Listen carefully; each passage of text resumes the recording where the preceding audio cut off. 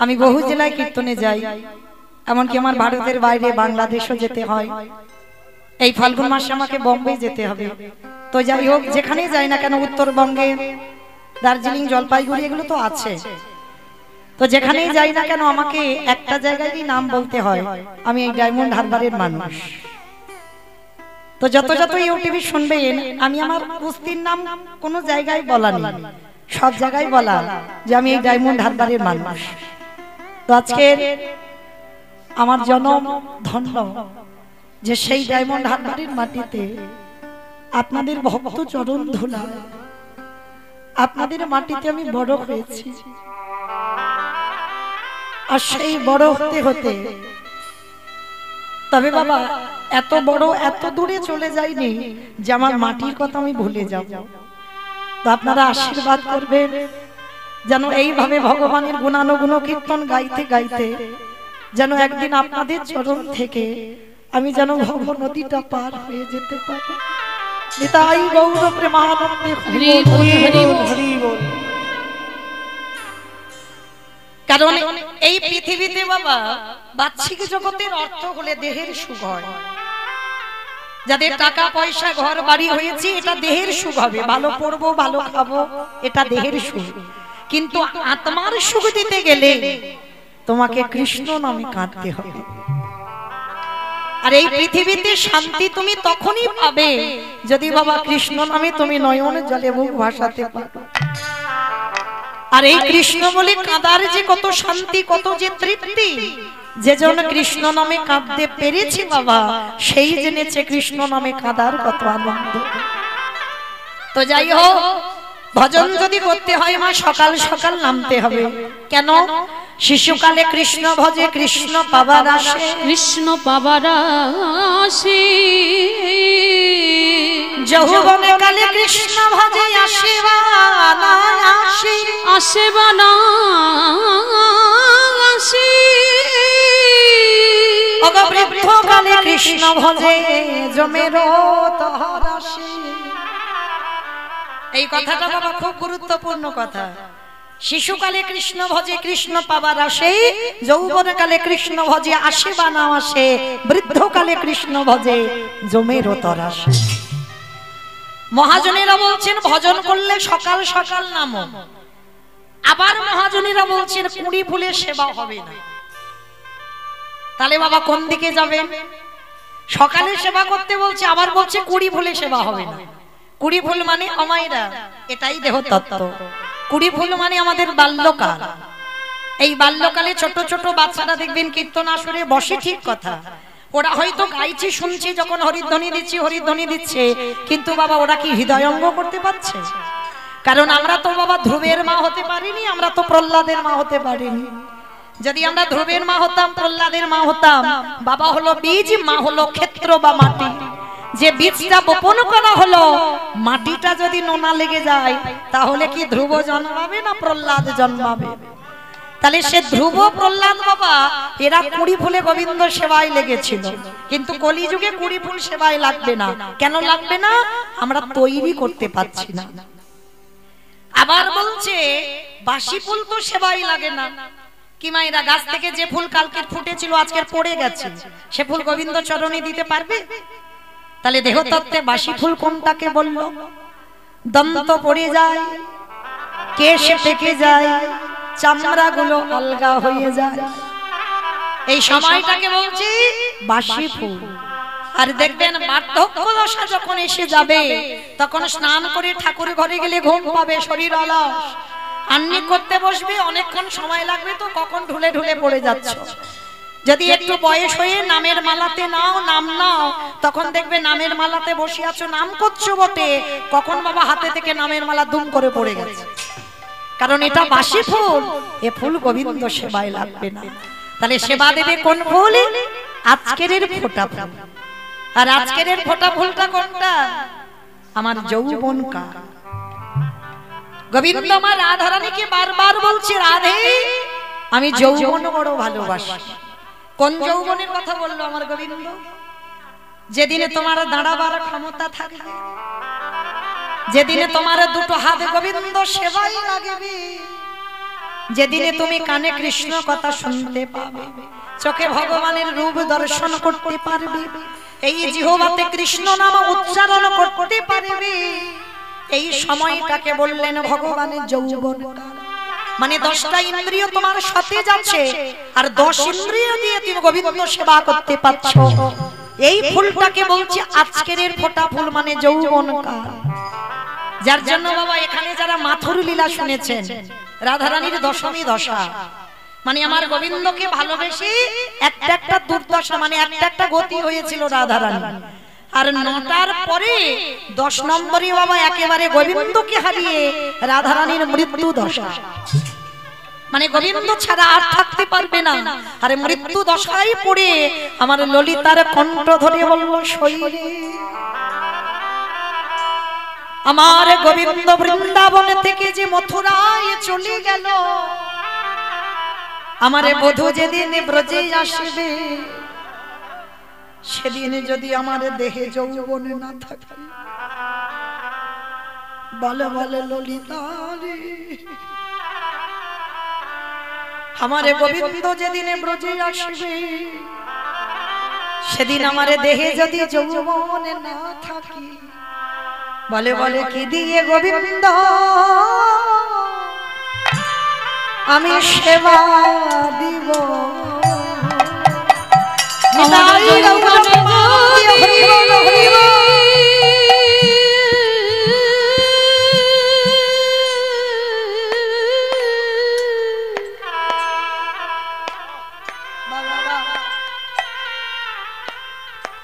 আমার এই যৌবন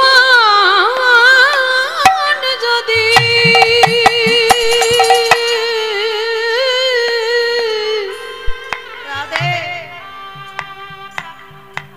যদি ফুরয়ে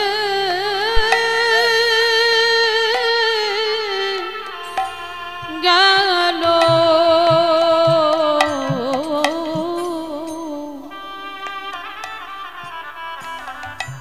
ওরে ললিতা রে,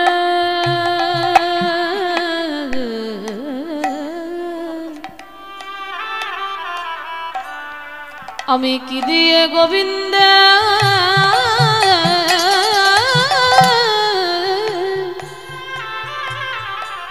গোবিন্দের সেবা দিব। ওরে ললিতা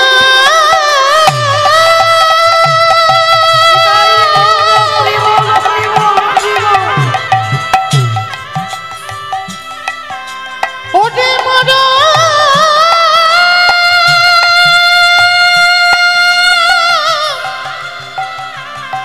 সখী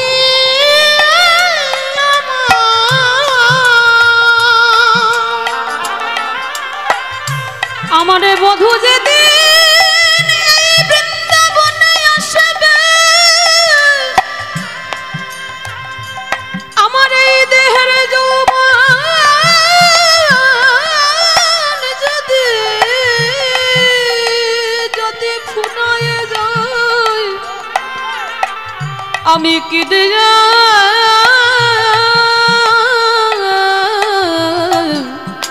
আমার প্রাণের বধুর সেবা করিব। ওরে মনমে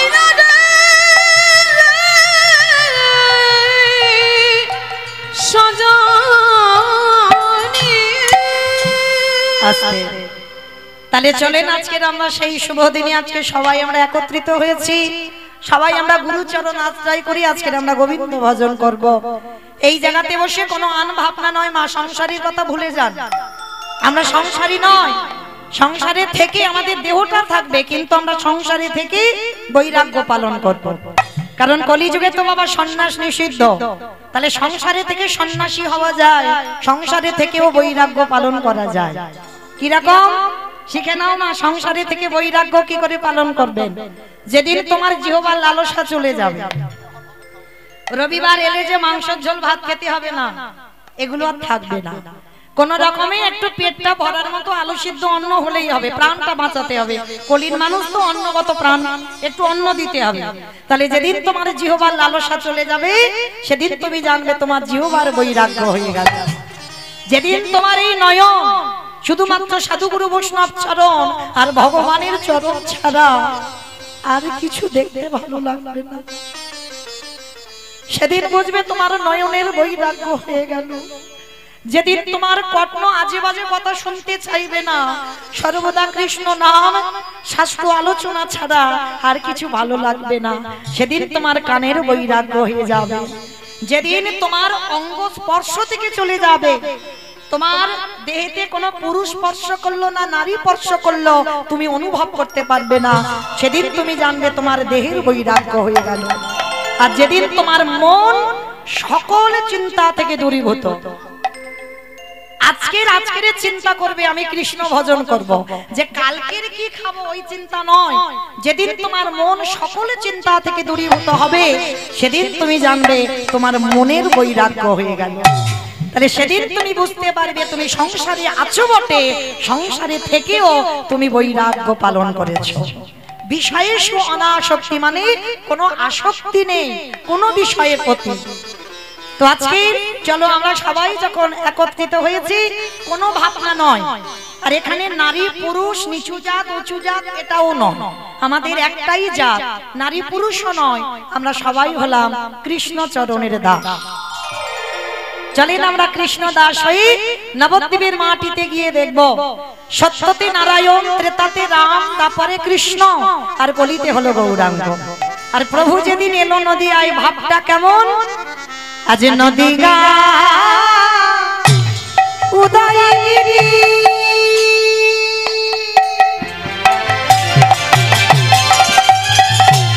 পূর্ণ চন্দ্র গৌরহারি,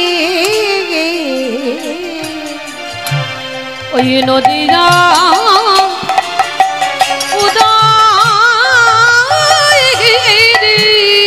আস্তে আমাইরা একটা কথা বলে নি, ঝগড়া করতে গেলে প্রথমে করে নামা ভালো, মাঝ রাস্তায় যদি করি তাহলে তো মারামারি হবে।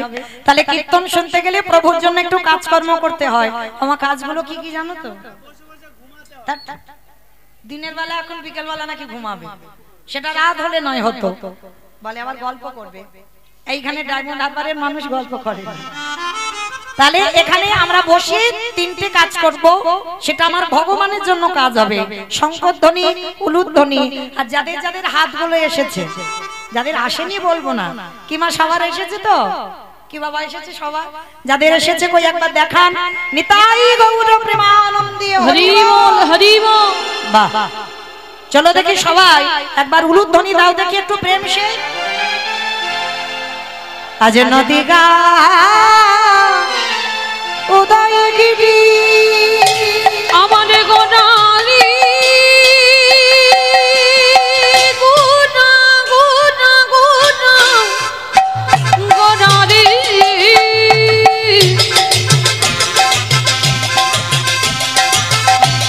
গোনা গোনা গোনা গোনারি গোনা গোনারি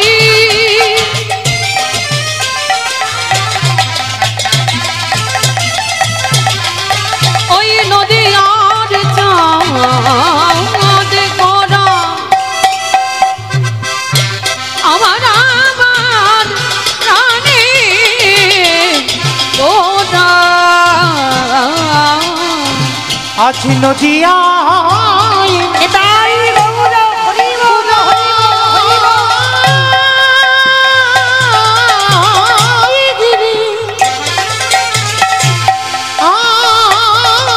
আজ পূর্ণ চন্দ্র গৌরী হরি আজ কৃপা করি হইল উদয়, আজ কৃপা করি হইল উদয়, আজ কৃপা করে হইল উদয়। ওই না সোনার নদিয়ায় প্রভু উদয় হলো, সোনার নদী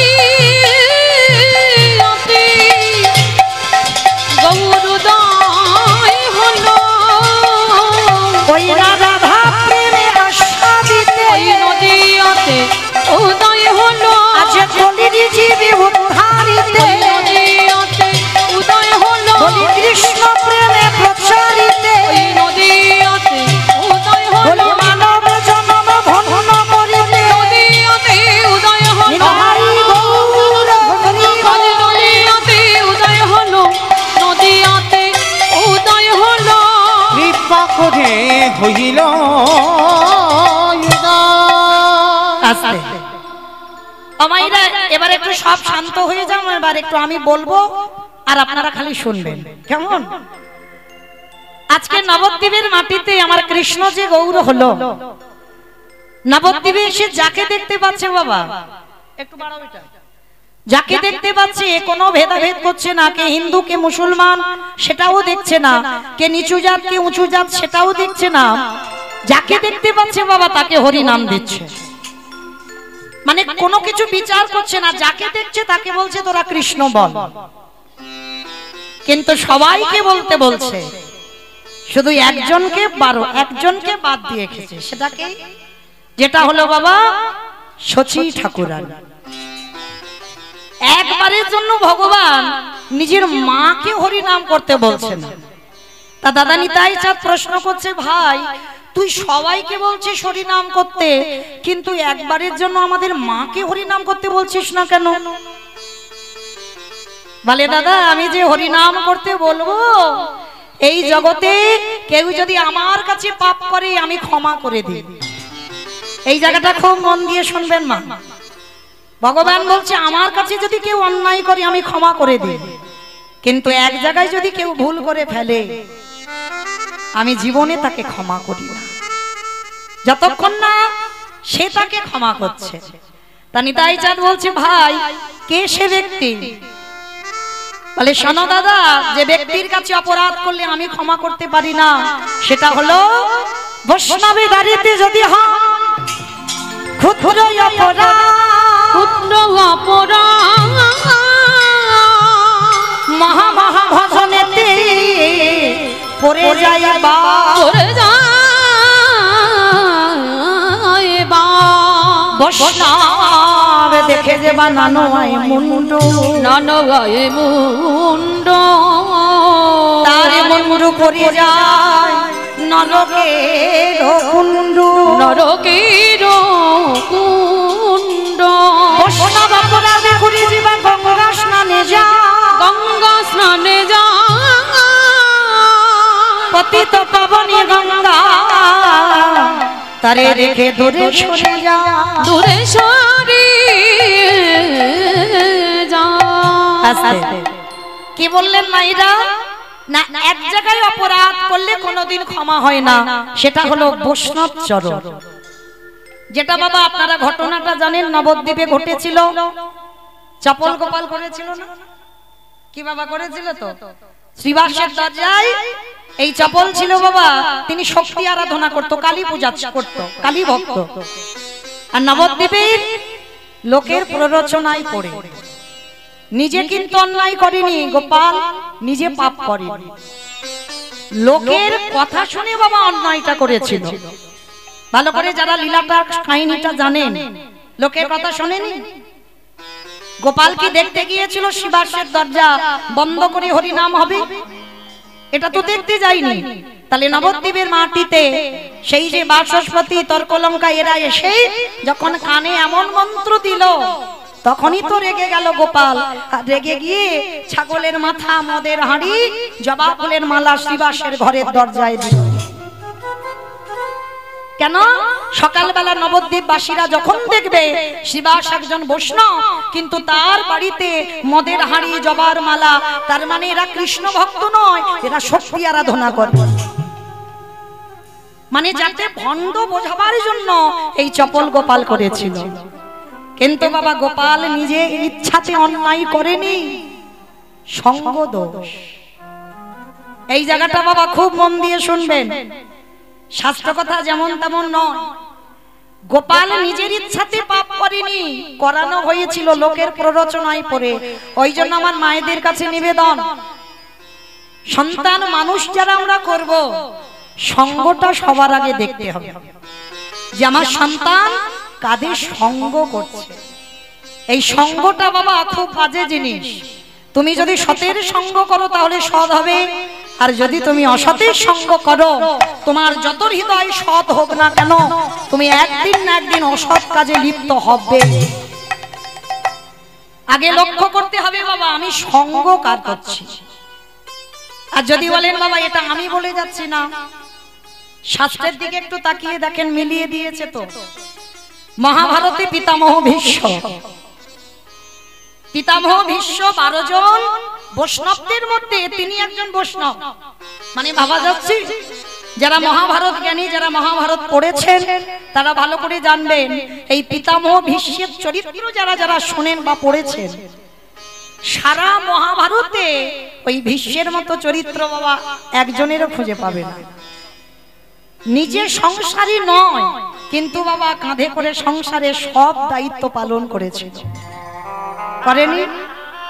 নিজে সংসার করেনি, নিজের ভাইদের জন্য, নিজের বাবার সুখের জন্য, বিচিত্র বীর্যকে সুখ দেওয়ার জন্য নিজে বিয়ে করলো না। বাবার সুখের জন্য মাকে কথা দিয়েছিল, সৎ মাকে কথা দিল যে আমি কোনোদিন সংসার করব না। শুধু সংসারে নয়, আমি এই বংশের বড় সন্তান হয়েও আমি কোনোদিন সিংহাসনে বসবো না।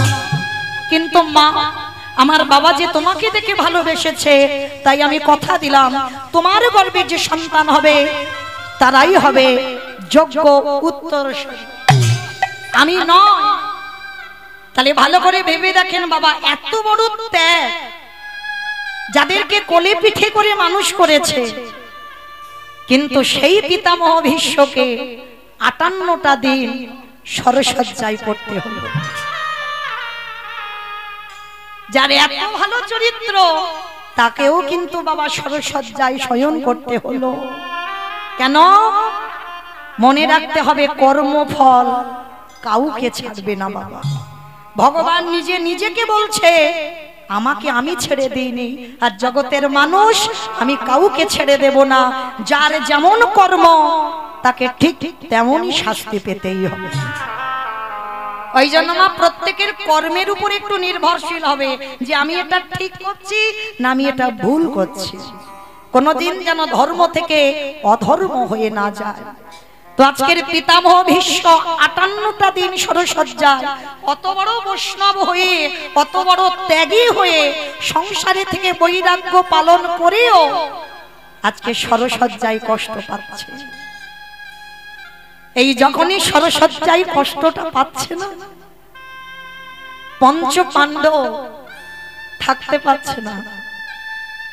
অর্জুন একটা একটা বান মেরেছে না, সারা শরীরে একটা একটা করে বান গাঁথা আছে, কিন্তু ভীষ্মের মাথাতে কোনো বান দেওয়া ছিল না, মাথাটা নিচু হয়েছিল। শরের উপরে শয়নী আছে, যারা ছবিতেও দেখবেন শরের উপরে শয়নী আছে, কিন্তু মাথাটা নিচু। কেন? ভীষ্ম মহাভারতে সমাজকে শিখিয়ে দিল বৈষ্ণব পদ অবলম্বন করতে গেলে সবার আগে বাবা নত হতে শিখতে হবে। যে যত বেশি নিচু হতে পারবে সে তত বেশি উপরে উঠবে। মাথাতে কোনো তীর গাঁথা ছিল না, সব গায়ে, সব প্রত্যেকটা জায়গায় তীর গাঁথা। পাণ্ডবরা কষ্ট পাচ্ছে দেখে পিতামহ ভীষ্ম শরের উপরে শয়নে আছে, চোখের কোণ দিয়ে একটা একটা করে জল পড়ছে। অসহ্য জ্বালা, তো অসহ্য যন্ত্রণা। অর্জুন এসে নিজে অনুতপ্ত হচ্ছে, আমারই বানে তো দাদুর এই অবস্থা। অর্জুনকে দেখে বলছে, অর্জুন কেঁদো না, তোমার এই বানগুলো যখন আমার অঙ্গে আছে আমার কি মনে হচ্ছে জানো, সেই যে ছোটবেলায় তুমি আমার কাঁধে চড়তে, সেই যে ছোটবেলায় আমি তোমাকে কোলে পিঠে মানুষ করেছিলাম, তুমি আমায় দাদু দাদু বলে আমার কাঁধে চড়তে, আমার এতটুকু কষ্ট হচ্ছে না। আমার যেন মনে হচ্ছে এই যে তীরগুলো যেন আমার অর্জুন এসে আমার আষ্টে পৃষ্ঠে শরীরে গেঁথে আছে, আমার এতটুকু কষ্ট হচ্ছে। যুধিষ্ঠির এসে বলছে, দাদু এবার তুমি মরে যাও। ভীষ্মের তো ইচ্ছা মৃত্যু মা, মনে করলে মরবে আর মনে না করলে মরতে পারবে না। বলছে দাদু তুমি এবার মরে যাও, তোমার এই কষ্ট আমরা কেউ দেখতে পাচ্ছি না, তোমার শরীরে যন্ত্রণা হচ্ছে আমরা বুঝতে পারছি। দেখবেন মা এটা বাস্তবেও হয়, যখন কোনো ব্যক্তি বয়স হয়ে অসুস্থ হয়ে বিছানা সজ্জা হয়, আমরা আত্মীয় পরিজন সবাই ভগবানের কাছে ডাকি, প্রভু ওকে ওনাকে একবার এবারে নিয়ে নাও, কারণ এত কষ্ট মানুষের দেখা যায় না। যখন অনেক মানুষ কষ্ট পায় না, আমরা বলি এবার তুলে নাও। তো ভীষ্ম যখন কষ্ট পাচ্ছে, পাণ্ডবরা বলছে দাদু এবার তুমি মরে যাও, তোমার কষ্ট দেখা যাচ্ছে না, এবার মরে যাও। দাদু বলেছিল যুধিষ্ঠির আমি এখন মরতে পারবো না। কেন? তখন তো বাবা দক্ষিণায়ন চলছিল, আর দক্ষিণায়ন চলাকালীন ভীষ্ম প্রাণ ত্যাগ করবে না, কারণ দক্ষিণায়ন চলাকালীন প্রাণ ত্যাগ করলে আবার মনুষ্য জীবনে আসতে হবে, আবার কষ্ট ভোগ করতে হবে। কিন্তু উত্তরায়ণ চলাকালীন যদি কেউ দেহ ত্যাগ করে, তাকে আর এই মনুষ্য কুলে নয়, তাকে দেবলোকে চলে যেতে হবে। তাই ভীষ্ম বলছে আমি এখন ইচ্ছা করলে আমি মরতে পারবো না, উত্তরায়ণ পড়বে তারপরে তো আমি দেহ রাখবো, আর তাছাড়া আমি যে এখন আমি মরবো, আমি তো মরে শান্তি পাবো না। কেন দাদু তুমি মরে শান্তি পাবে না কেন, কি হয়েছে? কারণ আমি তো একজনের কাছে ঘোর অন্যায় করে রেখেছি। দাদু কার কাছে? বলে আমার তো ভরে ভরে অপরাধ, কিন্তু এখন যে অপরাধের কথা আমার মনে পড়েছে, সেই অপরাধটা তো আমি দ্রৌপদীর কাছে করে রেখেছি।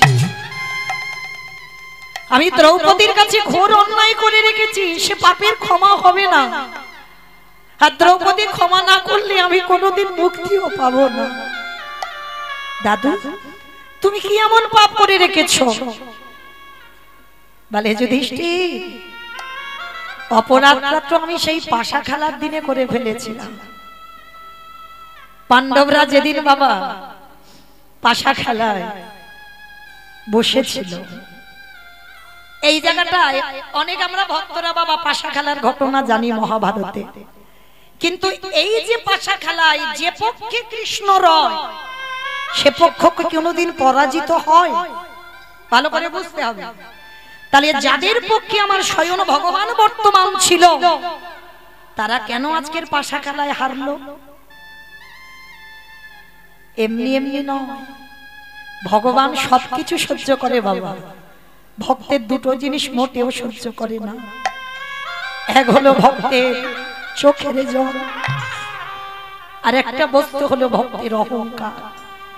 যখন পাশা খেলা হবে, দুর্যোধন আর পাণ্ডবদের মধ্যে কথোপকথন হচ্ছে, দুর্যোধন পাশা খেলায় পারদর্শী নয়, ভালো করে জানে পাণ্ডবরা, আর দুর্যোধনও জানে আমি ভালো পাশা খেলা করতে জানি না। তো যার জন্য দুর্যোধন বলেছিল আমার হয়ে আমার শকুনি মামা খেলবে। এই জায়গায় যুধিষ্ঠির এদের অহংকার হয়ে গেল, দুর্যোধন খেলতে পারে না, তার জন্য মামার সাহায্য নিচ্ছে। কিন্তু আমাদের তো কারো সাহায্যের প্রয়োজন নেই, আমরা পাঁচ ভাই খেলতে পারি। যুধিষ্ঠির বললেন আমি খেলতে পারি, দুর্যোধন খেলতে পারে না। তখন একবারের জন্য যদি আমার যুধিষ্ঠির মহারাজ বলতো দুর্যোধন তোমার হয়ে যখন তোমার শকুনি মামা খেলবে, তাহলে আমার হয়ে আমার কৃষ্ণ দয়াময় খেলবে, একবারও বলেনি। এমনকি বলল যে আমরা পাশা খেলায় থাকবো, আমরা পাশা খেলায় বসবো, আমার কৃষ্ণের এখানে থাকার প্রয়োজন নেই। এত বড় অহংকারী কথা। আর যখনই বলল আমার ভগবানের অভিমান হলো, যুধিষ্ঠির ভুলে গেলে, কিছুক্ষণের জন্য অহংকারে তুমি ভুলে গেলে। একবার যদি তুমি আমার চরণ শরণাপন্ন হতে, তাহলে আজকে তোমাদের এই দিনটা দেখতে হতো না। অহংকারে যুধিষ্ঠির খেলতে বসলো, একে একে ভাইদের বাজি দিল, একে একে সব বাজি রেখে দিল, নিজেকেও বাজি রেখে দিল। শেষে আর বাজি রাখার মতো কিছু ছিল না, একটাই সম্পদ ছিল, যেটা ছিল দ্রৌপদী। দ্রৌপদী তখন রজশালায় ছিল, ঘরের মধ্যে বাহির হয়নি। সেই দ্রৌপদী পর্যন্ত পাশাখালায় বাজি রেখে দিল। যুধিষ্ঠির মহারাজ নিষেধ করেছিল 4 ভাই, দাদা তুমি এটা করো না, এটা ঠিক নয়। কিন্তু বাবা পাশাখালায় এমন নেশায় ডুবে গেল, বাজি রেখে দিল ঘরের স্ত্রীকে। আর যখনই বাজি রাখলো হেরে গেল, কারণ ওদের পক্ষে তো আর কৃষ্ণ নেই, কৃষ্ণ বাইরে আছে, কৃষ্ণকে ওখানে রাখা ছিল না। হেরে গেল পাণ্ডবরা। আর দ্রৌপদীকে দুঃশাসন গিয়ে চুলের মুষ্টি ধরে টানতে টানতে আনলো। যখন টানতে টানতে আনছে, ওই পুরুষসভার মাঝখানে দ্রৌপদীকে দাঁড় করিয়েছে। রথী মহারথীরা সবাই বসে আছে, দ্রোণাচার্য বসে আছে, পিতামহ ভীষ্ম বসে আছে, পঞ্চ পাণ্ডবরা দাঁড়িয়ে আছে। সবার মাঝখানে, কুরুসভার মাঝখানে দ্রৌপদীকে এনে দাঁড় করালো। দুর্যোধন আদেশ দিল, দাও ওই নারীর বক্ষের কাপড়টা টেনে খুলে দাও। করজোর করে দ্রৌপদী কাঁদছে।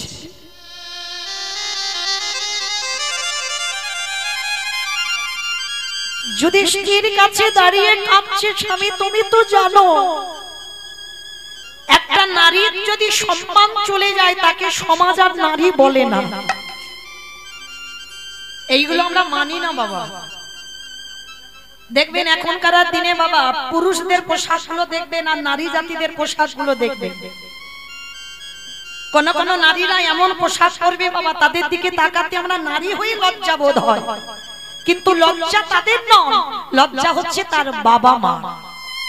যে পোশাকটা পরে আমার মেয়ে যে বাইরে বেরোবে, মনে রাখতে হবে বাবা, নারীর যদি লজ্জা চলে যায় সে নারীকে সমাজ কোনোদিন নারী বলবে না। মনে রাখতে হবে নারীর লজ্জা নিজেকে ঢাকতে হবে, সেটা যেন প্রকাশ না পায়। এটা মৌমিতার শিক্ষা দিচ্ছে না বাবা, যেন কেউ ভুল বুঝবেন না।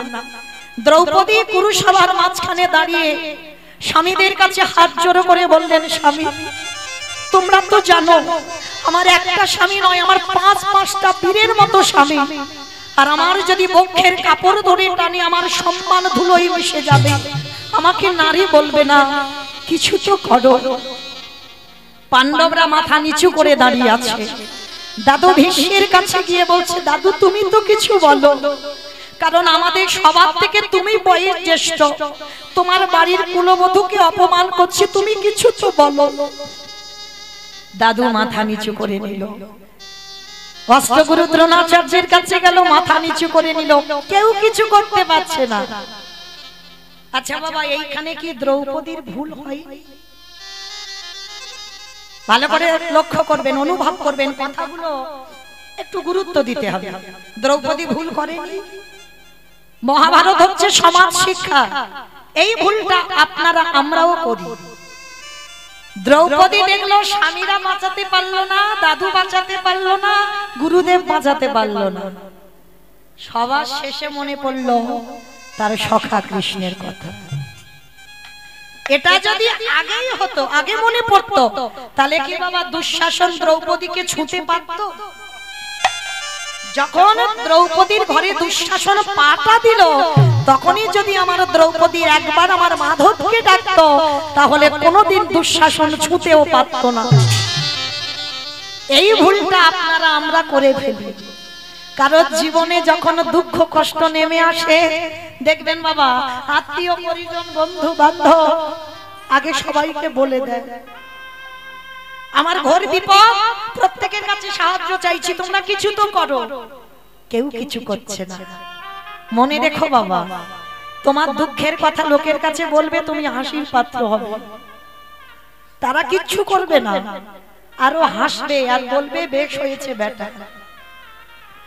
কিন্তু যার কাছে সাহায্য চাইলে তুমি কৃপা পাবে, তার কাছে যেতে আমাদের দেরি হয়ে যায়। কেউ যখন সাহায্য করে না, তখন ভগবানের চরণে বসে বলি, প্রভু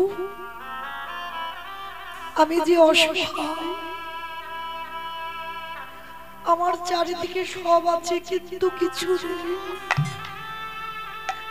এইবার তুমি আমার অর্জুনের রথের সারথি হয়ে যেমন ছেলে, তুমি একবার কৃপা করে আমার কাছে এসে দাঁড়াও।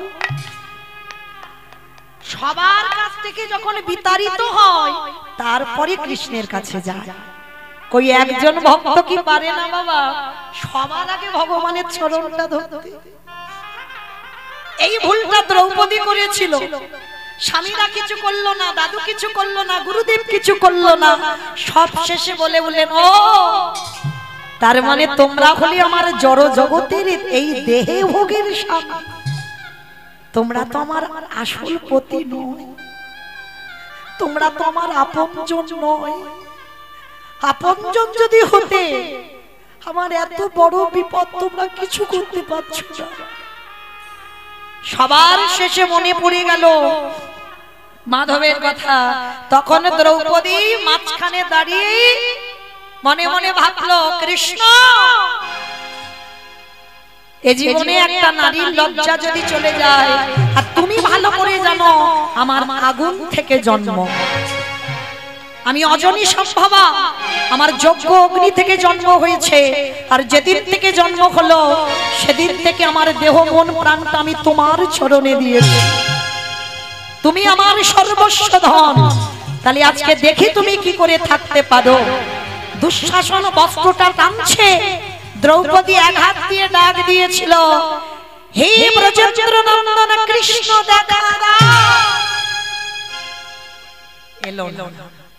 হে দ্বারকাধিপতি কৃষ্ণ দেখা দাও। এলো না। হে গোলকপতি কৃষ্ণ দেখা দাও। এলো না।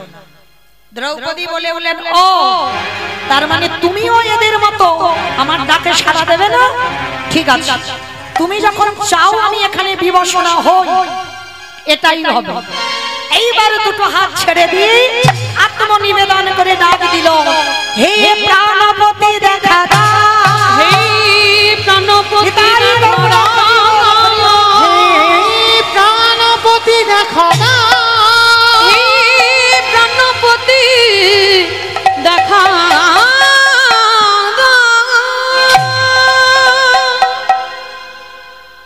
ভগবান তো রেডি হয়ে বসে আছে গো, ডাকার অপেক্ষা।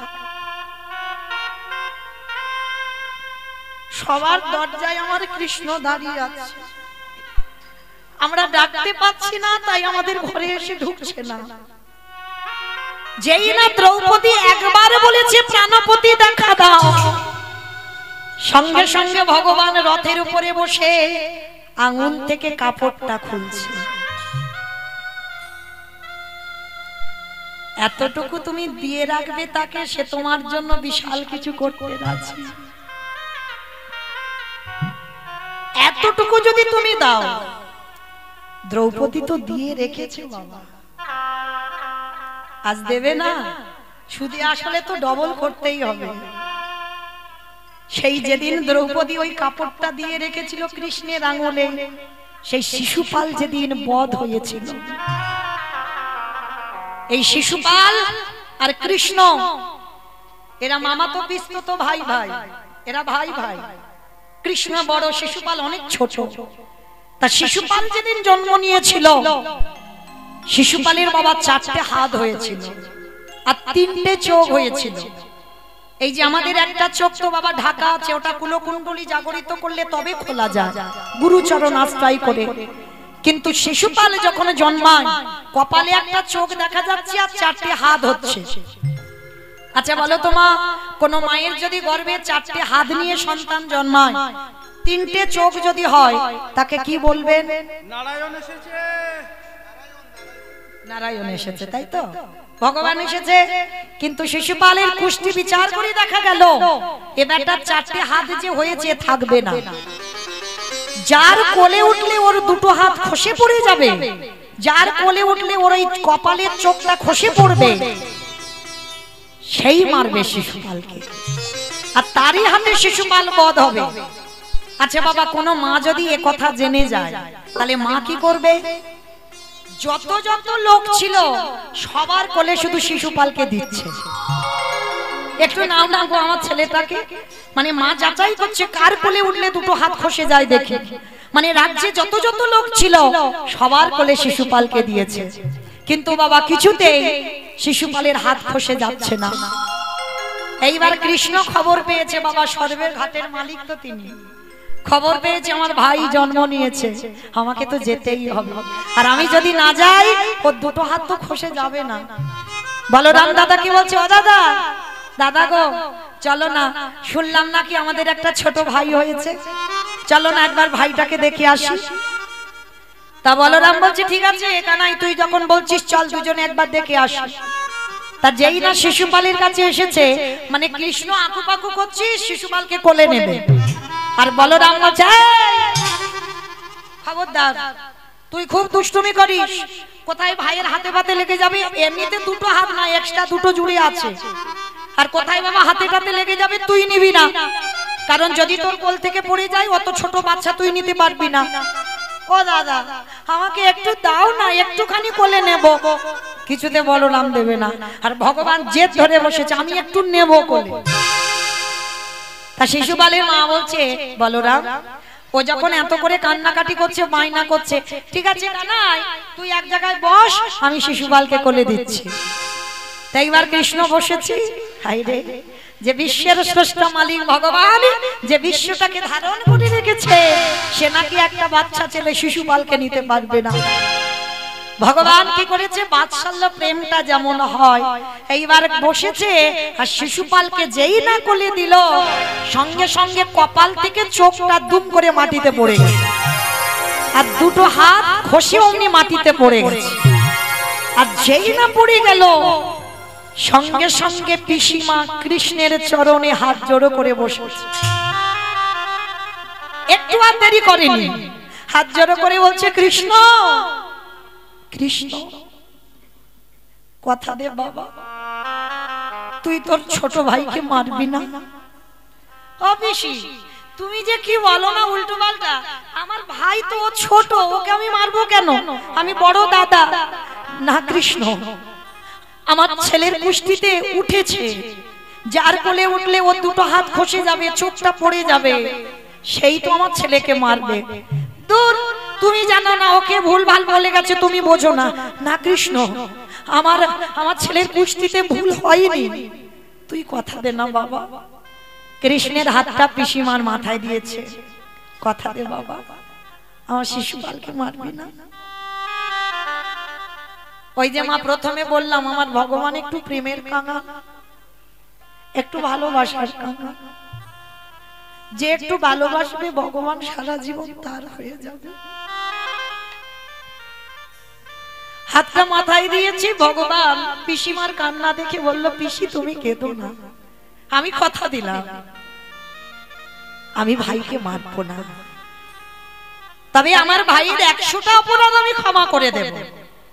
যেদিন একাধিক হয়ে যাবে সেদিন কিন্তু আমি আর ক্ষমা করব না।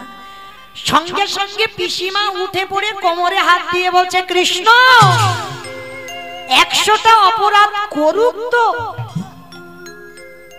চমকে উঠলো ভগবান, পিসিমা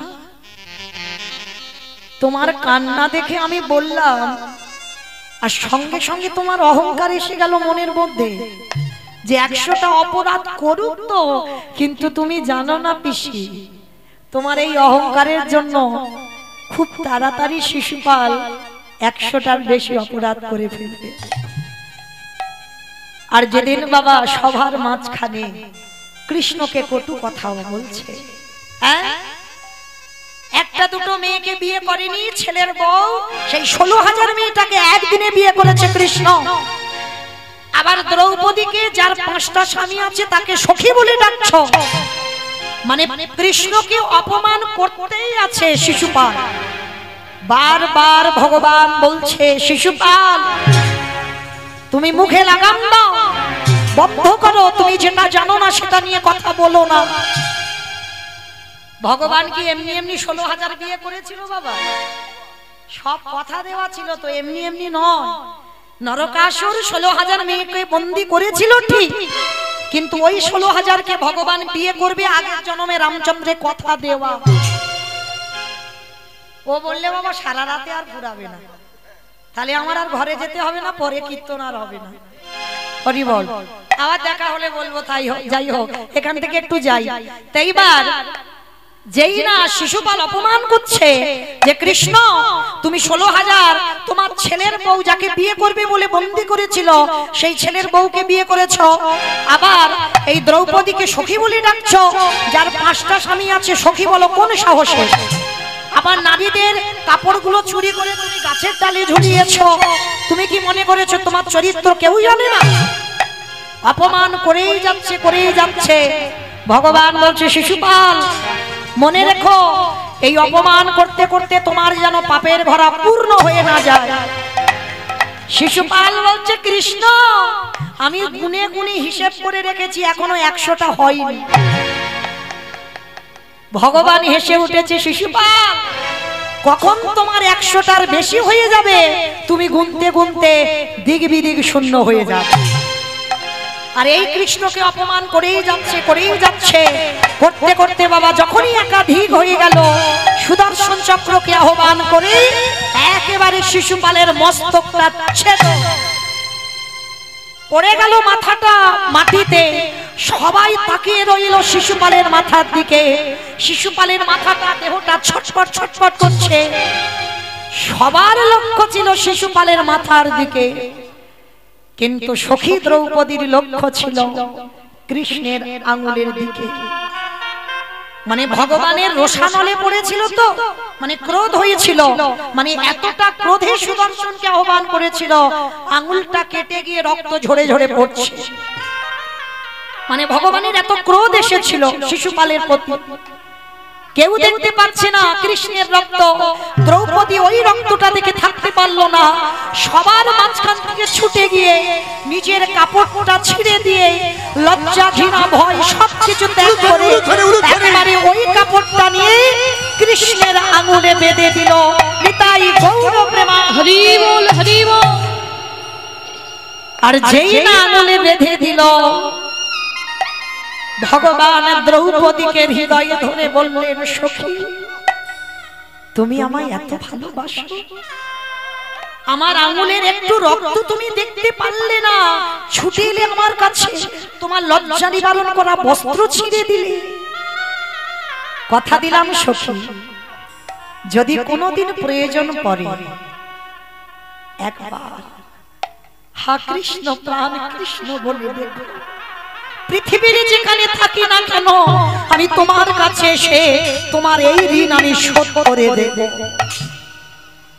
আজকে দ্রৌপদী যেই বলেছে প্রাণপতি, আর থাকতে পারে কৃষ্ণ আঙুল থেকে কাপড়টা খুলে যেখান থেকে বস্ত্রটা শিশুপাল টেনে শেষ করলো ওইখানে কাপড়টা জুড়ে দিল। ক্লান্ত হয়ে যাচ্ছে শিশুপাল। হরিবল যেই না ক্লান্ত হয়ে যাচ্ছে বাবা, সঙ্গে সঙ্গে ওদের মধ্যে একটা ভাই ছিল বিকর্ণ।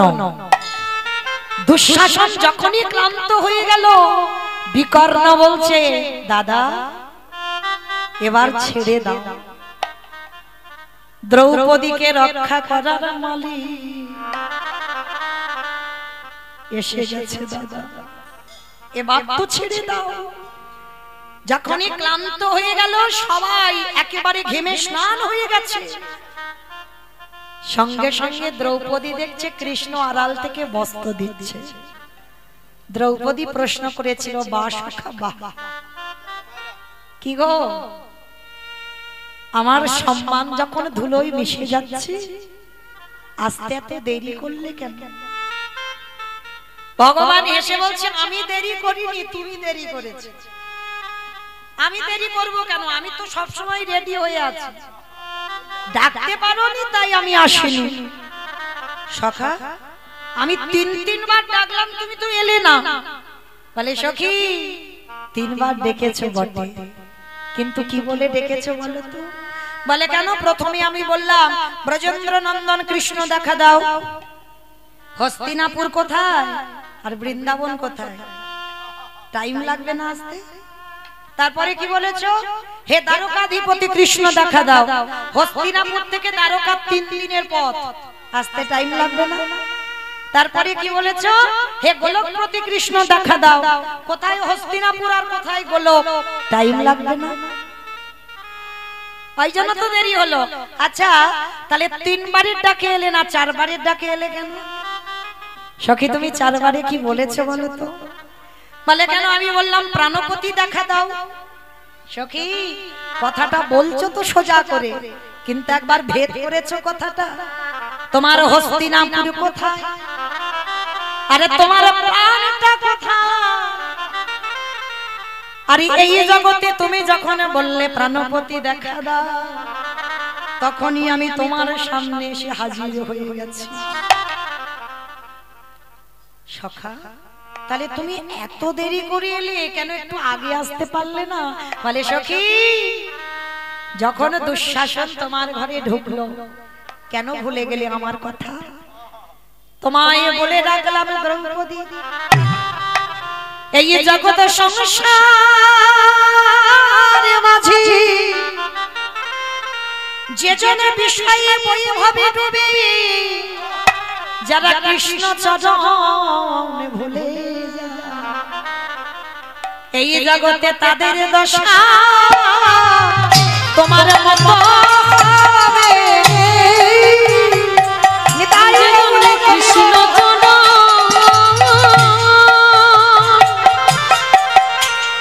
ও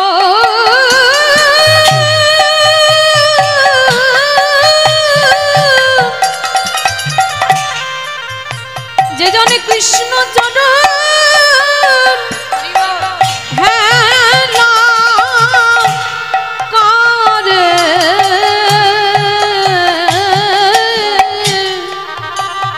বলে তাদের দশা তোমার মতো হবে। তাহলে এই জগৎ সংসারে বাবা ভগবান মহাভারতে শিক্ষা দিয়ে গেল, কৃষ্ণ ভুলে সবাই বিষয়ে ডুবে যেও না, আর যারা ডুবে যাবে তাদের গতি দ্রৌপদীরই মতো হবে। হরি বল। তাহলে বাবা আজকের পিতামহ ভীষ্মের কি দুর্দশা! এই ভীষ্মে অপরাধ করেছিল দ্রৌপদীর কাছে, আর সেই দ্রৌপদী যখনই ক্ষমা করে দিল, আজকে পিতামহ ভীষ্ম প্রাণ ত্যাগ করবে। কিন্তু কৃষ্ণ না এলে বাবা এই জায়গাটা শুনবেন, কৃষ্ণ কথা দিয়েছিল আমি তোমার মৃত্যুর সময় তোমার কাছে আসব। তা যেই না উত্তরায়ণ পড়েছে, ভগবানের ওদিকে সাড়া পড়ে গেছে, ভীষ্ম দেহ ত্যাগ করবে। এইবার ভীষ্মের কাছে এসে দাঁড়িয়েছে, আর দাঁড়িয়ে বলছে ভীষ্ম আমি বুঝতে পেরেছি তুমি প্রাণ ত্যাগ করবে, কারণ এবার উত্তরায়ণ পড়বে। আচ্ছা ভীষ্ম আমি তো কথা দিয়েছিলাম তোমার যাওয়ার সময় আমার রূপটা দেখাবো, বলো তুমি আমার কোন রূপ দেখতে চাও? বৃন্দাবনের কৃষ্ণ রূপে দেখতে চাও, না মথুরার কৃষ্ণ রূপে দেখতে চাও, না দ্বারকার কৃষ্ণ রূপে দেখতে চাও? ভালো করে বুঝবে কোন রূপে দেখতে চাও। 3টে জায়গার কৃষ্ণের কথা বললাম, বলো। তা ভগবান ভেবেছিল নিশ্চয়ই বলবে বাবা বৃন্দাবনের কৃষ্ণ, কারণ ওই গোপবেশরে বেণুকর নব বৈশরে নটবর, কারণ জগতে যত যত ভক্ত আছে ওই রূপটাই তো দেখতে চায়, বৃন্দাবনের কৃষ্ণ রূপ। তা ভগবান আশা করেছিল নিশ্চয়ই ভীষ্ম ওই রূপটা দেখতে চাইবে। তা ভগবান নিজের উপরে বাবা বিশ্বাস করেনি, ভীষ্মকে বলছে বলো তুমি কোন রূপে আমায় দেখতে চাও? ভীষ্ম নয়ন জলে কেঁদে বললেন কৃষ্ণ দয়াময়, তোমার রূপে যদি দেখাতেই হয়, আমার যাবার সময় সেই রূপে তুমি একবার দেখাইয়ে দাও। কোন রূপ? বৃন্দাবনের কৃষ্ণ না, আমি ওর রূপ দেখতে চাই না। তাহলে কি মথুরার যে আমি কংস নিধন করে রাজা হয়েছিলাম ওই রূপ না? ওই রূপ নয়। তাহলে কি দ্বারকার যখন রাজা হয়ে বসেছিলাম ওই রূপ না? ওমা, তাহলে আবার আমার কোন রূপে তুমি দেখবে? ও হে কৃষ্ণ দয়াময়, যদি একান্ত তুমি আমার রূপ দেখাতে চাও, ওই কুরুক্ষেত্রের রণাঙ্গনে ওই অর্জুনের সারথি হয়ে যেমন তুমি দাঁড়াইছিলে, ওই রূপে তুমি একেবারে আমার সামনে দাঁড়াও। ভগবান বলছে, হাই ভগবান, ওই রণাঙ্গনে ওই যুদ্ধক্ষেত্রে ওই রূপ কেন দেখতে চাচ্ছ ভীষ্ম? কৃষ্ণ, তুমি বুঝবে না ওই রূপের কি মাহাত্ম্য, কিন্তু আমি জানি ওই রূপটা কেন যাবার সময় দেখতে চাইছি জানো? ওহে কৃষ্ণ দয়াময়, সত্যযুগে দেখেছিলাম ভক্ত ভগবানের চরণ তলে বসে আছে, ত্রেতা যুগে দেখেছিলাম ভক্ত ভগবানের চরণ তলে বসে আছে, ওই বৃন্দাবনে যত যত ভক্ত দেখলাম সবাই ভগবানের চরণ তলে বসে আছে, কিন্তু কুরুক্ষেত্রের রণাঙ্গনে তোমাকে দেখে কি মনে হলো জানো? ওই আমার অর্জুন দাঁড়িয়ে আছে উপরে, তুমি তার নিচেতে ঘোড়ার লাগামে ধরে আছো, দেখে আমার কি মনে হলো জানো? আজ ভক্তির চরণে ভগবান বসে আছে, আমি ওই রূপে বড় ও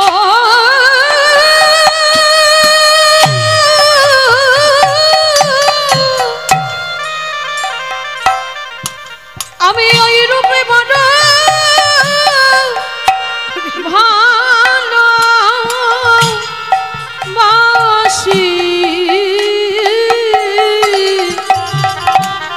যে রূপে ভগবান ধরে ওই ভক্তের পায়ে। হে কৃষ্ণ দয়াময়, হে কৃষ্ণ দয়াময়,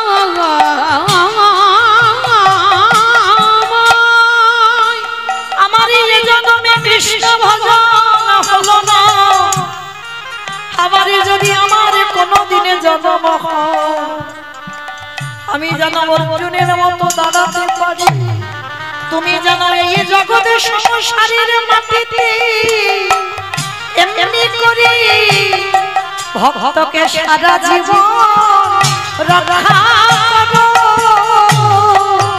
বলে শোনো শোনো ও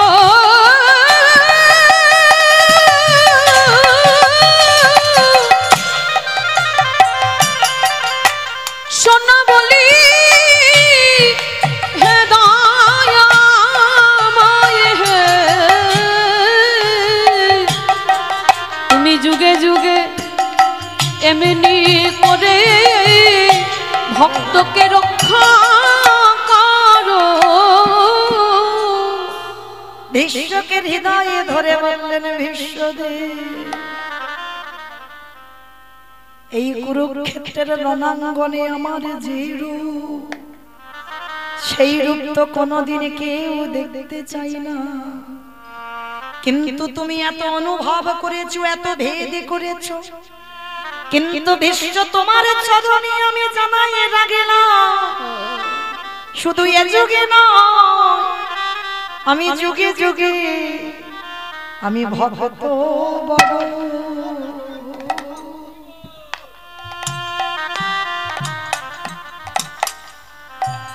ভক্ত বড় ভালো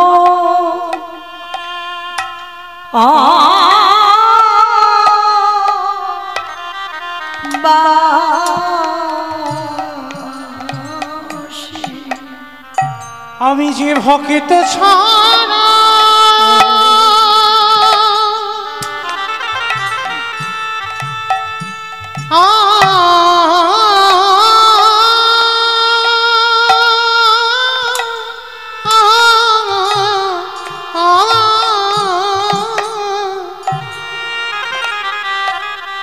আমি যে ভক্ত ছাড়া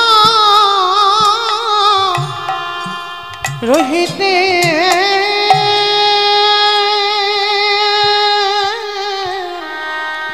না রে, আমি যে ভক্ত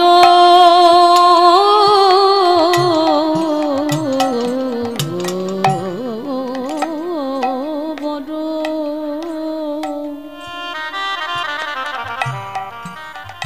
বড় ভালো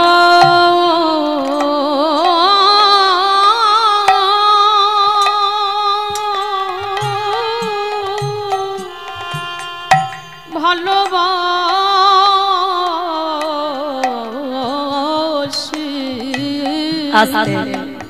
তাহলে সেই পিতামহ ভীষ্মের আজকে অন্তিম দুর্দশাটা এমনই হয়েছিল, আমাদেরও হবে মা, যদি ডাকার মতো ডাকা যায়, ভালোবাসার মতো বাসা যায়, যদি একবার কৃষ্ণ নামে কাঁদিতে পারো, আমাদেরও দর্শন হবে। ভগবানের কাছে একটা কথা জানিও মা, যদি এই দেহে প্রাণ থাকতে যদি দেখা না দাও, কিন্তু যেদিন আমার নিদানের সময় হবে, যেদিন আমার যাবার বাঁশি বেজে যাবে, হে দয়াময়, এই পাপী তোমার দরজায় দাঁড়িয়ে থাকবে, তুমি আমার হাতে ধরে ভব নদী পারে করিও, তুমি পারের কারিতা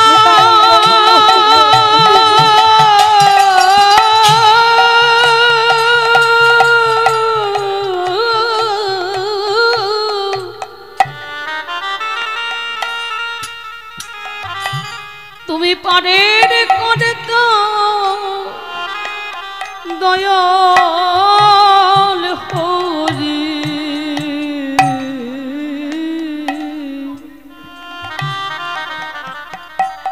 সেদিন হাতে ধরে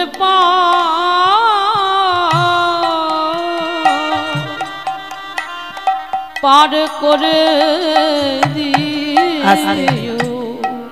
তাহলে সেদিন বাবা পিতামহ ভীষ্মের কর্মফল ভোগ করতে হলো, তাহলে আমাদেরও কর্মফল ছাড়বে না। তার সচিমা নবদ্বীপের মাটিতে দাঁড়িয়ে নিমাই সচিমাকে নাম দেয়নি কেন? সচিমা একটা অপরাধ করে ফেলেছিল। কি অপরাধ? না বৈষ্ণব চরণে অপরাধ। আর সে করত কর বাবা, যেমন তেমন বৈষ্ণবের কাছে করেনি। কোন বৈষ্ণবের কাছে করেছিল জানো? যিনি হলেন অদ্বৈত আচার্য গোসাই। এই অদ্বৈত আচার্য, যার ছোটবেলার নাম ছিল কমলাক্ষ, সে তো যেমন তেমন বৈষ্ণব নয়। আমার অদ্বৈত আচার্য কে গো? শিব। বাহ, শিব ঠাকুর। তো জানো একটা কাহিনী মনে পড়ে গেল, একটু ছোট করে বলি। এই কমলাক্ষ জন্মাবার পর যখন একটু একটু হাঁটতে শিখেছে, মা কমলাক্ষ মায়ের হাতটা ধরে, নাভা দেবীর হাতটা ধরে গেছে কোথায়? নবদ্বীপে। আর নবদ্বীপে যখন বেড়াতে গেছে বাবা, গিয়ে বাবা একটা কালী মন্দির, কালী মন্দির দর্শন করেছে। আর কালী মন্দিরটা দর্শন করে মা সচিমা প্রণাম করেছে। আর কমলাক্ষকে বলছে, কমলাক্ষ বাবা মায়ের মন্দির একবার প্রণাম কর, সাষ্টাঙ্গে একবার প্রণাম কর। কমলাক্ষ বলছে, ও মামা আমি প্রণাম করব না, কারণ আমি যদি প্রণাম করি এক্ষুনি মূর্তিটা মাঝখান থেকে দ্বিখণ্ডিত হয়ে যাবে। এইটুকু দুধের ছেলে, ও নাকি প্রণাম করলে মূর্তি নাকি ভেঙে যাবে, তাই প্রণাম কর। ও মা আমার কথা বিশ্বাস করছো না? আমি কিন্তু সত্যি বলছি, আমি প্রণাম করলে মূর্তিটা কিন্তু ভেঙে যাবে। তা যার মন্দির সে এসে বলছে, কমলাক্ষ তুই কি নিজেকে বড় পণ্ডিত মনে করিস নাকি? হ্যাঁ, তুই প্রণাম করলে আমার মার এই যে পাথরের মূর্তি, এই মূর্তি ভেঙে যায় কোনোদিন? ওই প্রণাম কর। কমলাক্ষ বলছে, ঠিক আছে আমি প্রণাম করতে বলছো করব, কিন্তু ভেঙে গেলে যেন আমায় মারধর করো না, আমায় বকবে না। কই প্রণাম করে দেখা। তা যেই না বাবা সবে কমলাক্ষ মাথাটা নিয়ে মায়ের চরণে এখন দেয়নি, সবে ঠেকাতে যাবে, মূর্তিটা মাঝখান থেকে একেবারে দ্বিখণ্ডিত হয়ে। কে গো মা প্রণাম নিতে পারে কোনোদিন? কারণ এটা কে আর ওটা কে? হ্যাঁ, এরা বুঝতে পারছে না, নাভাদেবী বুঝতে পারছে না তার গর্ভে কে এসেছে। কিন্তু ওটাই তো পরম বৈষ্ণব বাবা ভোলানাথ। আর ভোলানাথ আমার জগৎ জননী মাকে যদি প্রণাম করে, সেই প্রণাম নিতে পারে? হ্যাঁ, তা যেই না প্রণাম করতে গেছে এখন মাথাটা ঠেকেনি, দৈব বাণী করলো, কমলাক্ষ। কারণ এরা কেউ বুঝতে পারেনি, এরা জানতে পারেনি, কিন্তু আমি জানি। জগৎ জননী মা করজোর করে বলছে, প্রাণনাথ তুমি ভাবলে কি করে আমি তোমার প্রণাম গ্রহণ করব? তাহলে দেখো গিন্নি আমার দোষ নয়, এদের কি করে বোঝাবো বলো? এরা তো বুঝতেই চাইলো না। আমি বললাম আমি প্রণাম করব না, কিন্তু এরা বুঝছে না। আমি বাধ্য হয়ে তোমার পায়ে মাথাটা ঠেকাতে গেলাম। তো আমি তো জানি তুমি নিতে পারবে না। তো সেই অদ্বৈত আচার্য তার এতটা পাওয়ার, মানে এতটা ক্ষমতা, সেই অদ্বৈত আচার্যের কাছে সচিমা অপরাধ করেছিল। কি অপরাধ? সচিমার প্রথম তো 8টা মেয়ে হয়েছিল। নিমাই প্রথম গর্ভের ছেলে নয়, প্রথম 8টা মেয়ে হয়েছিল। তা যখনই 8টা মেয়ে হলো, অদ্বৈত আচার্য বুঝতে পারছে না কে ভগবান। মনে মনে সিদ্ধান্ত নিল আমি প্রণাম করব, আর আমার প্রণাম যদি এ গ্রহণ করতে পারে তাহলে আমার ভগবান। তা যেই না 8টা মেয়েকে প্রণাম করলো, একটা একটা মেয়ে সচিমার কোলে বসে চলে গেল। বড় ছেলে এলো, তাকে প্রণাম করলো। 16 বছর বয়স পর্যন্ত ছিল। 16 বছর বয়সে সন্ন্যাসী হয়ে চলে গেল বিশ্বরূপ। হরি বল। তারপরে দশম গর্ভে নিমাই। আর নিমাই যেই না জন্মালো, প্রণাম আর করতে দেবে না সচিমা, ভয়। কারণ ওই অদ্বৈত প্রণাম করেছে বলে 8টা মেয়ে মরেছে, বড় ছেলে চলে গেছে, আর আমি তো একে প্রণাম করতে দেব না। কিন্তু অদ্বৈত আচার্য শুধু মনে মনে ভাবছে কবে নিমাইকে প্রণাম করব, কারণ নিমাইকে প্রণাম করলে ও যদি গ্রহণ করতে পারে তাহলে জানবো ওই ভগবান। তা সবে মাত্র অদ্বৈত আচার্য নিমাইয়ের ঘরে আসছে প্রণাম করবে, সচিমা পিছন থেকে বলে উঠলেন, দাঁড়া, খবরদার, আমার ছেলেটার কাছে তুই যাবি না। কারণ তোকে সবাই বলে নবদ্বীপে তুই অদ্বৈত, কিন্তু আমি বলবো তুই অদ্বৈত নয়, তুই হলি দ্বৈত। হয়ে গেল মা বৈষ্ণব অপরাধ। এই যে একজন বৈষ্ণবকে দ্বৈতের সঙ্গে তুলনা করলো, তাতে হয়ে গেল বৈষ্ণব অপরাধ। মা জানলো না, বুঝলো না, ভিতরে অপরাধী হয়ে গেল। কিন্তু সেটা তো ভগবানের খাতাইতে লেখা রয়ে গেল। তো আজকে সেই অপরাধটা করে ফেলেছিল। নিতাই চাঁদ যখন মাকে শোনালো গল্পটা, মা বলল, বেশ, আমি অদ্বৈতের চরণ ধরে ক্ষমা চাইব। যেই না অদ্বৈতের চরণে গিয়ে পড়লো, অদ্বৈত বলছে, মা, ও মা, এ কি? আমি তোমাকে মা বলে ডাকি। সন্তান যতই বড় হোক না কেন, মার কাছে নয়। মা, তুমি আমাকে দ্বৈত বলেছ, কিন্তু আমি যে দ্বৈত নয়, কারণ আমি ভগবান চিনব বলে প্রণাম করেছিলাম, এতে আমার দোষ নয়। তাহলে মা, আমি তোমাকে এমনি ক্ষমা করে দিলাম। আর যেই ক্ষমা করে দিল, সঙ্গে সঙ্গে নিমাই এসে, ভগবান তো বুঝতে পেরেছে মা বৈষ্ণব অপরাধ করেছিল, অপরাধ থেকে মুক্ত। এইবার মার কাছে এসে বলছে, মা, আর দেরি নয়, কই তোলো দেখি একবার আমার সঙ্গে হাত দুটো, সবাই দেখি একবার সন্ধ্যাবেলায় তোলেন একবার, প্রত্যেকে টুলুধ্বনি বলি, হরে কৃষ্ণ হরে কৃষ্ণ কৃষ্ণ কৃষ্ণ হরে হরে, বলে হরে রাম টুলুধ্বনি হরে রাম, রাম রাম হরে হরে। আজ গায়ে গোরা জীবের তরে, গায়ে গোরা জীবের তরে, গায়ে গোরা জীবের তরে, শ্রীনন্দের নন্দন শ্রীমধুসূদন, শ্রীনন্দের শ্রীমধুসূদন, মুরলি বাজাই নিকেতনে, গায়ে গোরা জীবের তরে, এবারে গায়ে গোরা জীবের তরে। কেহ বলে পুরবেতি রাবণ বধিলা, কেহ বলে কোন ব্যক্তি, আমার উলু বই, কেহ বলে পুরবেতি রাবণ বধিলা, কেহ বলে কোন ব্যক্তি আমারে গোনারি, গোনা গোনা গোনা গোনারি,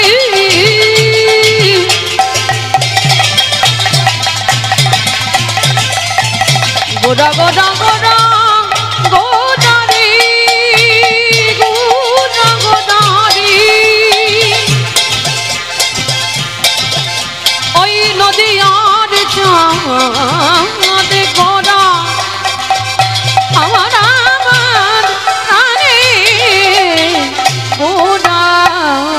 কেহ বটে পুনমিতে রাবণ বধিলা আজি গোলকের বৈভব লীলা প্রকাশ করিলা ওই গোলকের বৈভব লীলা প্রকাশ করিলা এবারে গোলকের বৈভব লীলা প্রকাশ করিলা শ্রী রাধারে ভাবে গোদায় অবতার শ্রী রাধারে ভাবে গোড়া অবতার শ্রী রাধারে ভাবে এবে গোড়া অবতার ওই শ্রী রাধারে ভাবে গোড়া অবতার হরে কৃষ্ণ নামে গৌরে করিলা প্রচার ওই হরে কৃষ্ণ নামে গৌর করিলা প্রচার হরে কৃষ্ণ নামে গৌরী করিলা প্রচার এইবার লীলা প্রকাশ হলো এইবারে লীলা প্রকাশ হলো এইবার লীলা প্রকাশ হলো এইবারে লীলা প্রকাশ হলো গোলকের বৈভব লীলা প্রকাশ করিলা ওই গোলকের বৈভব লীলা প্রকাশ করিলা ওই গোলকের বৈভব লীলা প্রকাশ করিলা বাসুদেব ঘোষ কহে করি জোড়হা করি জোড়হা ওগো জেগে গো সেই কৃষ্ণ সেই তো জগন্নাথ অবশ্যই তো জগন্নাথ আস্তে ভক্ত চরণে আমার একটা নিবেদন আপনারা জানেন অনেকক্ষণ তো হয়ে গেল আমার টাইমটা তো যাই হোক আমার সিরিয়াল টিরিয়াল দেখো তো বাহ আচ্ছা যারা যারা সিরিয়াল দেখো আমার তো আর সময় হয় না কতক্ষণ হয় গো সিরিয়াল আধ ঘন্টা আচ্ছা আধ ঘন্টা গোটা সিরিয়াল হয় 15 মিনিট হবে হিসাব করে দেখবেন আর 15 মিনিট যেটা শুনতে ভালো লাগবে না তবু বসে থাকতে হবে কেন ওই অ্যাডভার্টাইজটাই ইচ্ছা নয় ভালো লাগে কি অ্যাডভার্টাইজ ভালো লাগে না কিন্তু থাকতে হবে কেন সিরিয়ালটা জমে উঠেছে ওইটার জন্য দেখতে হবে তো এতক্ষণ যে কীর্তন হবে 10 মিনিট তো একটু অ্যাডভার্টাইজ দিতে হবে তাই না 10 মিনিট বেছে নিতে হবে ইচ্ছা না থাকলেও বসে থাকতে হবে 10 মিনিট কেমন তো আপনারা জানেন এই রায়নগরের হরিবাসর বহুদিনের হরিবাসর এসেছিলাম 2-3 বছর আগে সে বছর খুব বৃষ্টি হয়েছিল সে বছরই আসা হয়েছিল তো যাই হোক আবার এসেছি আমার প্রভুর ইচ্ছাতে আমার দাদা ভাইরা এনেছেন তো যাই হোক তো এই হরিবাসরটা ভিক্ষারি হরিবাসর ভিক্ষা করেই আমাদের এই হরিবাসরটা গড়ে তোলা তো যেহেতু আপনাদের কাছের মানুষ আমি প্রথমে বলেছি আমি আপনাদের কীর্তনিয়া নয় আপনাদের কাছেরই মানুষ তাই আপনাদের চরণে নিবেদন আমার দাদা ভাইরা দিদি ভাই আমার বাবারা ভাইরা যাচ্ছেন যার যেমন সামর্থ্য যার যেমন ক্ষমতা আছে আপনারা একটু করে দান করবেন বঞ্চিত করে দেবেন না কারণ আপনাদের এই একটু দান আপনাদের ভব পারাপারের দান হয়ে দাঁড়াবে কারণ ব্যাংকে রাখলে বাবা নমিনও লাগে কিন্তু এখানে কোনো নমিনের দরকার হয় না শেষের দিনে আমার ভগবান তোমার নমিনও হয়ে দাঁড়াবে তাই না তো আপনাদের চরণে নিবেদন প্রত্যেকে কেউ যদি বাবা 1 টাকা করেও দেন যেমন সামর্থ্য কিন্তু কেউ যেন বইমুখ করবেন না যার কাছে যেমন আছে প্রত্যেকে দেবেন আর তবে মা দেবেন একটু যেন ওই আওয়াজ না হয় চেষ্টা করবেন কারণ আওয়াজ হলে কীর্তনেরও ব্যাঘাত হবে এমন দেবে একটু বড় বড় ব্যবস্থা করো কেমন আর একটা কথা এতজন ভক্তের মধ্যে বাবা কেউ যদি পারেন কারণ যেহেতু এখানে আমি আপনাদের বাসিন্দা যেহেতু কীর্তনিয়া নয় আপনাদের কাছে আমি আজকের এসে একটু ভিক্ষার আঁচল পাতলাম তবে আমার কাছে এসে বেশি একটু দিতে হবে যদি কেউ আমার রাধারানীকে ভালোবাসেন যদি পারেন 500 এর কম কিন্তু নয় আমার কাছে আসতে গেলে একটু বেশি হবে কারণ এই যে ভাইয়েরা ইউটিউব করছে না ওরা 2 দিন পরে তো ছাড়বে 2 দিন পরে দেখবে রায়নগরে আমি কীর্তন গাইছি তোরা তো ছাড়বেই তো যাই হোক সবসময় দেখে বেশ তো যাই হোক আমার এই ভাইরা সব আছে প্রত্যেকে ওরা ছাড়বে তো তখন যারা আমার কাছে অন্তত 500 টাকা গোবিন্দ সেবার জন্য আমার জন্য নয় আমার গোবিন্দ সেবার জন্য রাধারানীর সেবার জন্য যদি একজন ভক্ত থাকেন তো অন্তত আমার ভিক্ষার আঁচলে একটু 500 টাকা দিয়ে যাবে তো মায়েরা এখন অনেক টাকার ব্যাপার তো একটু ভাবতে দিলাম 7:30 পর্যন্ত আমি আছি কেমন একটু ভাবো ভাবতে ভাবতে আমি আঁচলটা পাতলাম, যদি একজন ভক্ত থাকেন অন্তত 500 টাকা আমার রাধারানীর সেবার জন্য অন্তত দিয়ে যাবে, এইটুকু আপনাদের চরণে আমার নিবেদন। অন্তত আমার সঙ্গে সঙ্গেও আপনাদের যে আসবে তার নাম অন্তত সারা ভারতের লোক, ভারতের বাইরের লোক অন্তত জানো। আছো এসো অন্তত না, এখন আসতে হবে, এখন আসতে হবে। বেশ, আমার সবাই আমার খুব কাছে, এরা যারা যারা ইউটিউব করছে মা, আমার একটা এদের কাছে আবদার ছিল, একটু বলি আপনাদের কাছে। অন্যান্য কীর্তনিয়ারা অনেক অর্থ চায় ওদের কাছ থেকে, কিন্তু আমার প্রভু তো চালিয়ে দিচ্ছে, অসুবিধা নাই। আমি চাই ওদের চ্যানেলগুলো চলুক, ওদের সংসারও চলুক, কিন্তু ওদের কাছে আমার একটা দাবি ছিল। কি দাবি জানো? এই কয়েকদিন আসরে বহরমপুর আসরে কীর্তনে গেছি, পালন করছো করছো বেশ।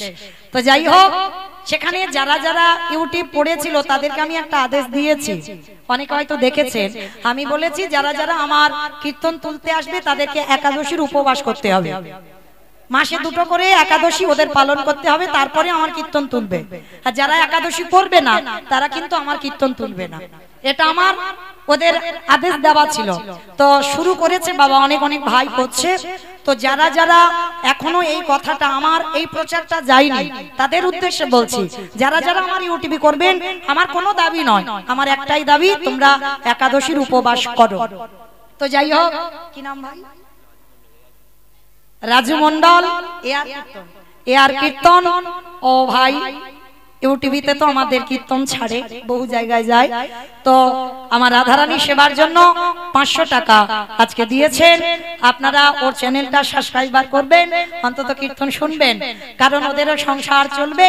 আপনাদের একটা একটা করে সাবস্ক্রাইবারে আমি আশীর্বাদ করলাম, ও যেন বড় হয়, এইভাবে যেন আমার রাধারানীর সেবায় কিছু দিতে পারে। নিতাই গৌর প্রেমানন্দে হরি বল। রাধে। আমার রাধারানী কেমন ইচ্ছা দেখো পূরণ হয়ে গেল। আমার 1000 টাকা হবে না? দেখেছো আমার কত, আমায় ভালোবাসেন, আমার রাধারানীর ভালোবাসা। তবে আমারে বাবা কি জানো নাম, ধনপতি নাকি? ধনপতি। বেশ, আমার খুব আদরে ধনপতি বাবা, তো অনেক জায়গায় কীর্তন দেয়। তো যাই হোক, আমার খুব স্নেহ করে, আমাকে মেয়ে বলে ডাকে। তো আজকে তিনি আমার রাধারানীর সেবার জন্য 500 টাকা দিয়েছেন। আশীর্বাদ করবেন প্রত্যেকে, যেন এইভাবে হরি কথা কীর্তন কথা শুনতে শুনতে যেন একদিন ভব নদী পার হয়ে যেতে পারে। নিতাই গৌর প্রেমানন্দে হরি বল। দেখেছো মা, এই হলো আমার রাধারানীর কৃপা। আমি একটা চেয়েছি, 2টো চাইনি। চেয়েছি কি? তাহলে 2টো চলে এলো। এবার যদি একজন ভক্ত কেউ পারে, মানে এই যে ছাড় ছাড় 2টো এলো, এবার একসঙ্গে কেউ যদি পারেন 1000 টাকা দিলে আর বলবো না, মা কালীর দিব্যি বলছি, 1000 টাকা দিলে আর বলবো না, এবারটা শেষ। প্রথমে বলেছি আমার জন্য নয়, আমার রাধারানীর সেবার জন্য, কারণ আমার কমিটি দাদারা রোজ ভিক্ষা করে, আমি একদিন ভিক্ষা করছি, ওই জন্য একটু বেশি বেশি চাইছি। তো যাই হোক, মায়েরা 7:30 পর্যন্ত আমি দিলাম সময়, একটু ভেবে 1000 টাকা দিলে আমি আর বলবো না, সত্যি বলছি। কেউ অন্তত আসবেন 1000 টাকা দেওয়ার জন্য। তো চলেন, আজকে আমরা এবার যাব মধুময় ধাম, বৃন্দাবন ধাম। অমাইরা, তাহলে আমাদের অ্যাডভার্টাইজ হয়ে গেল। চলো, আবার যেমন ছিলাম তেমন সেখানে যাই। বাসুদেব ঘোষে কাহে এইবার লীলা প্রকাশ হলো।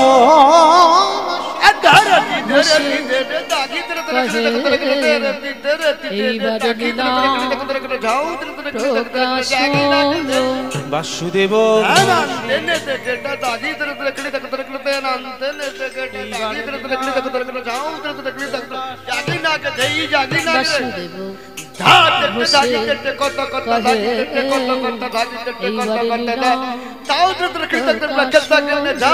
বাসুদেব ঘোষে কহে এইবার লীলা প্রকাশ হলো। বাসুদেব হরি বল হরি বল হরি বল। বাসুদেব ঘোষে কহে এইবার লীলার প্রকাশ হলো। বাসুদেব ঘোষে কহে এইবার লীলার প্রকাশ হলো রে। ওগো বাসুদেব ঘোষে কহে। রাধে চলুন এবার আমরা সবাই চলে যাব বৃন্দাবন। তো মাইরা একবার সবাই দেখি বলেন তো গৌর সুন্দর কি ধ্বনিটা হলো কি?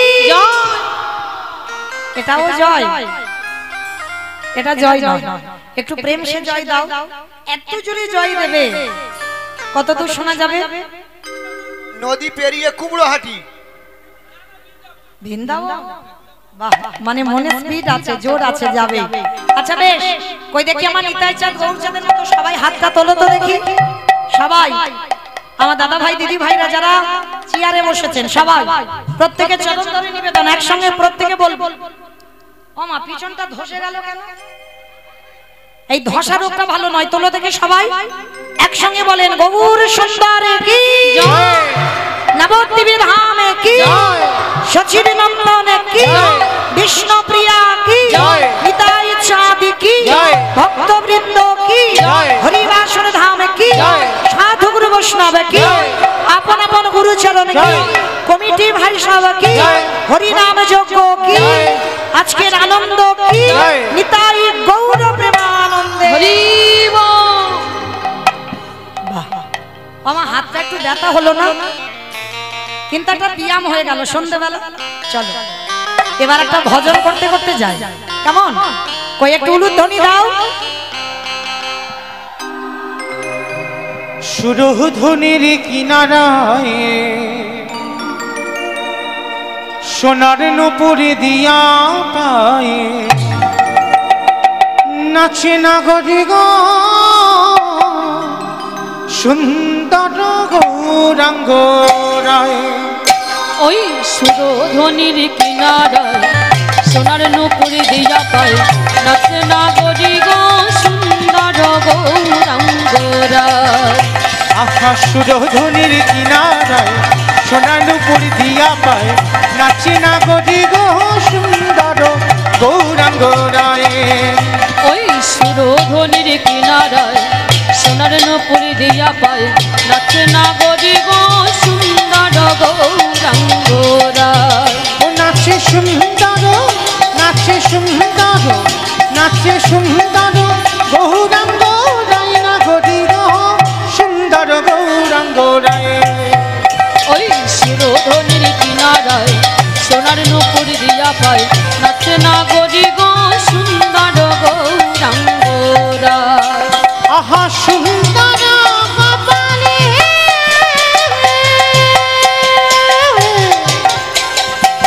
সুন্দর তিলক সুন্দর কপালে।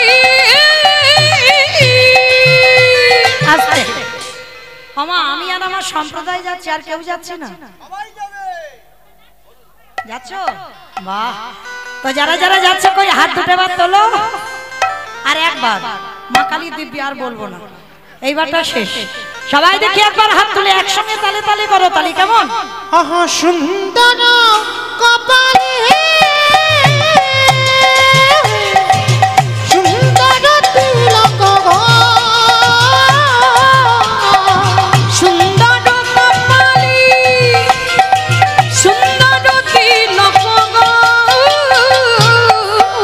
আহা সুন্দর খান, আহা সুন্দর খান নামা বলি গায় নাগরি গো সুন্দর গৌরাঙ্গ রায়। ওই সুরধ্বনির কিনারায় সোনার নুপুরি দিয়া পায় নাচে নাগরি গো সুন্দর নিতাই গৌরাঙ্গ গৌর হরি বল, বলো হরি বল। রাধে রাধে রাধে জয় জয় শ্রী রাধে। রাধে রাধে রাধে রাধে জয় জয় শ্রী রাধে। ও রাধে রাধে রাধে রাধে জয় জয় শ্রী রাধে। বিশ্বভান দোলালি রাধে রাধে রাধে। বিশ্বভান বলছো কিরকম লাগছে বলো, ঠিক কিরকম জানো, এলোমেলো হয়ে যাচ্ছে। তোলো দেখি হাত সবাই, কারণ সকাল থেকে যারা আমরা কৃষ্ণ বলেছি জানা হয়েছে এই রাধা শব্দটা এমন, যদি বলো তোমার কোটি কোটি জন্মের যত পাপ বিনাশ হবে। সবাই রাধে রাধে রাধে রাধে জয় জয় শ্রী রাধে। রাধে রাধে রাধে রাধে জয় জয় শ্রী রাধে। বিশ্বভান দোলালি রাধে রাধে রাধে। বিশ্বভানু দুলারি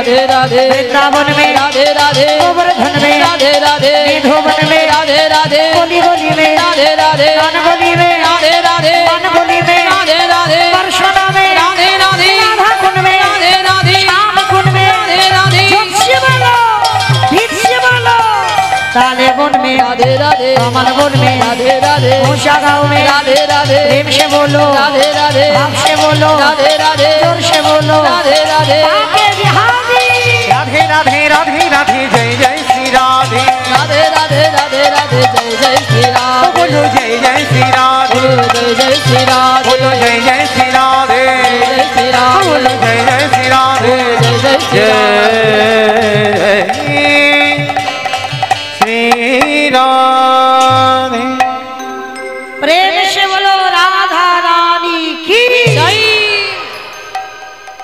আমার জয়টা ঠিক হলো হলো না ঠিক ঠিক হলো না এ যা জয় হলো আমাদের স্টেশন যাই নাই আর একটু জোরে দিতে হবে আচ্ছা মা তোমাদের রায়নগরে শাশুড়ি বৌমাতে ঝগড়া টগড়া হয় তো হয় না এইটা আমার বিশ্বাস হলো না আমি তো এখানের মানুষ রে বাবা হয় অন্য জেলায় যদি একটু কম হয় আমাদের জেলায় বেশি হয় হরি বল তো মাইরা শাশুড়ি বৌমাতে ঝগড়া হলে যে গলাটা বার হয় একটু বের করো তো দেখি সবাই গলাটা ছেড়ে বলবে কেমন বলো রাধা রানী কি জয় তার মানে ঝগড়া হয় বৃন্দাবনেশ্বরী কি জয় যমুনা মাইয়া কি জয় নন্দগাঁও কি জয় উচারাম কি জয় বর্ষানব কি জয় ভক্তবৃন্দ কি জয় হরিবাসর ধাম কি জয় সাধু গুরু বৈষ্ণব কি জয় আপন আপন গুরু চরণ কি জয় কমিটি ভাই সব কি জয় হরিনাম যজ্ঞ কি জয় আজকের আনন্দ কি জয় নিতাই গৌর প্রেমানন্দ হরি বল